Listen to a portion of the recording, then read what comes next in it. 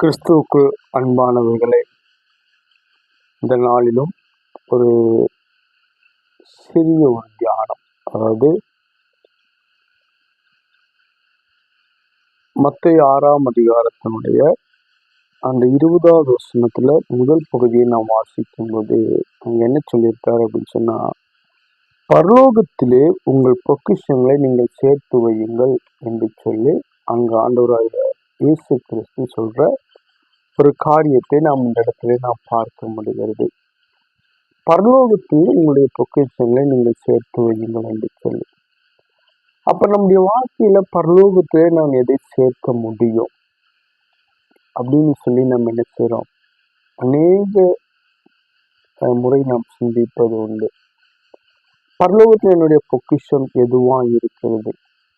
நமக்கு தெரியும், ஆண்டவர் நமக்கு பொக்கிஷத்தை தருவார். என்ன தருவார்? முடிவு பரியந்தம் நினைவுக்கு அந்த ஜீவ கிரீடமாகிய பொக்கிஷத்தை ஆண்டவர் தருவார் அப்படின்னு சொல்லி நம்ம பார்க்கிறோம்.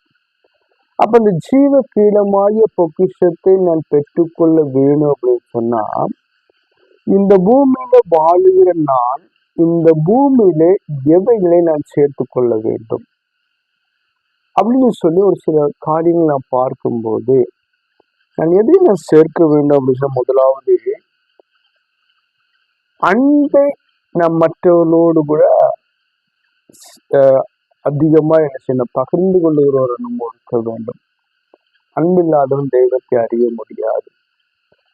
அன்பில்லாமல் தீர்க்க தரிசனம் சொன்னாலும் அதுவும் பிரயோஜனம் இருக்காது.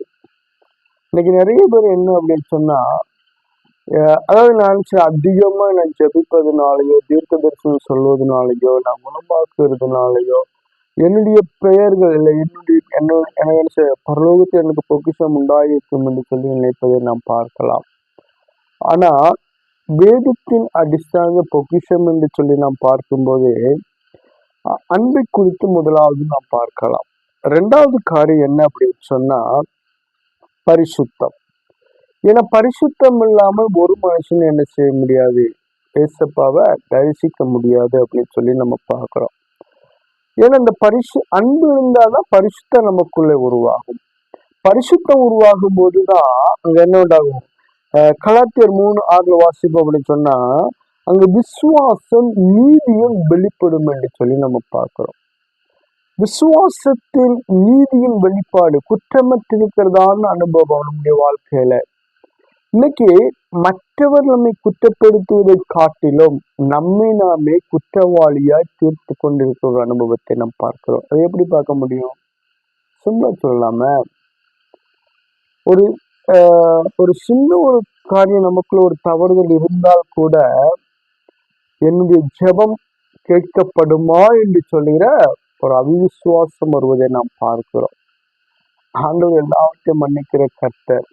அப்ப அந்த நீதி என்னை நானே நீதிவான ஆக்கி கொள்கிற ஒரு அனுபவம், அது சில இடத்துல சுயநீதி வெளிப்பட்டுக்கிட்டே இருக்கும். அதை பற்றி நான் சொல்ல வரல. சுயநீதி அது சுத்த வேஸ்ட். அது எப்பவுமே அது யாருக்கும் பிரயோஜனப்படாது.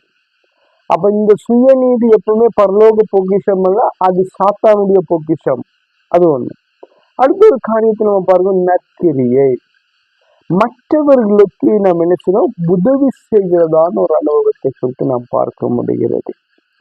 அப்போ இந்த அனுபவத்தை தான் ஆண்டவராய் இயேசு கிறிஸ்து பொக்கிஷம் என்று சொல்லி வேதத்துல சொல்லுவார். அன்பு, விசுவாசம், நீதி, பரிசுத்தம். இந்த அனுபவத்தை நான் என்ன செய்யறேன்? சேர்த்து வைக்கும் போது மட்டும்தான் பரலோக பொக்கிஷத்தை எனக்கு பிதாவாகிய தேவன் எனக்கு அதை கட்டளை அருளி செய்வதை நான் பார்க்க முடிகிறது.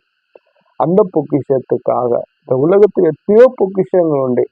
இந்த பொக்கிஷங்களை உதறி தள்ளிவிட்டு என்னுடைய பொக்கிஷம் பரிசுத்தம், அன்பு, விசுவாசம், நீதி, நற்கிரிய, உண்மை, இந்த தன்மைக்குள்ள நினைப்பேன் என்று சொல்லுகிற அந்த பூரணமான அந்த தீர்மானம் தான் நமக்கு என்ன செய்யும்? பரலோக பொக்கிஷத்தை கொண்டு வரும். அந்த பரலோக பொக்கிஷத்தை வேண்டி ஒரு நிமிஷம் செபிப்போமா? பரலோக பிதாவே, உம்மை துதிக்கிறோம், உம்மை ஸ்தோத்தரிக்கிறோம் ஆண்டவரே.